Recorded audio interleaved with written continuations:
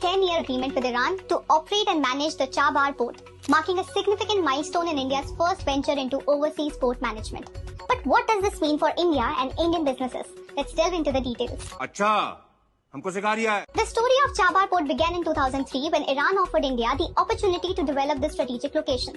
India agreed to invest primarily in infrastructure development, but progress was slow due to the complications arising from US sanctions on Iran. कभी-कभी लगता है कि आप उन्हीं भगवान हैं.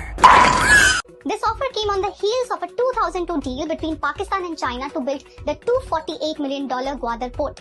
Both Pakistan and Iran had strategic reasons for developing these ports. Pakistan aimed to connect Gwadar with Afghanistan post-Taliban era, while Iran was looking investment despite sanctions.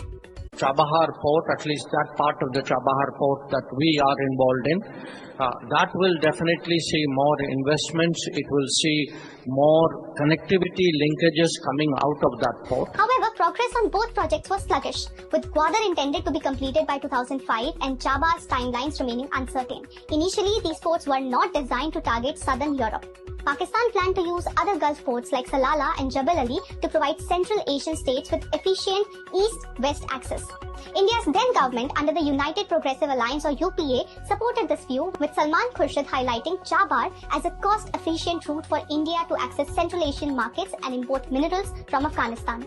Fast forward to 2016, during Prime Minister Narendra Modi's visit to Iran, the partnership on Chabahar port was solidified, with India agreeing to invest $85 million in the Shahid Beheshti terminal. On February 10, 2018, Iran leased operational control of Chabahar port to India for 18 months. Since then, India has operated it on short-term agreements periodically renewed. अबे जल्दी बोल, कल सुबह पनवेल निकलना है. However, these short-term agreements and geopolitical instability have made investors and shippers hesitant. So, this new 10-year agreement replaces the old one, providing a more stable and robust framework for India's role in Chabahar port's operations. But how exactly will this benefit India? This strategic move aims to bypass Pakistan, establishing direct access to Afghanistan, Central Asia and the larger Eurasian region, effectively countering Pakistan's Gwadar port and China's Belt and Road Initiative. According to industry estimates, the International North-South Transport Corridor or INSTC route is 15 days faster than the traditional Suez Canal route. Landlocked Central Asian nations like Kazakhstan and Uzbekistan stand to gain significantly from Chabahar's gateway to the Indian Ocean region and Indian markets. यही नहीं, अभी और सुनिए. As it stands, India's investment in Chabahar is estimated at $85 million with an overall exposure of $500 million to the project.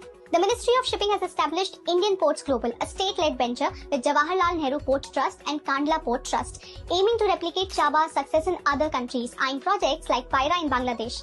Plans are underway to integrate Chabahar port with the International North-South Transport Corridor, enhancing India's connectivity with Russia via Iran. Now, this integration could significantly bolster trade efficiency and economic ties across the region. Tension नहीं लेने का, अपुन है ना.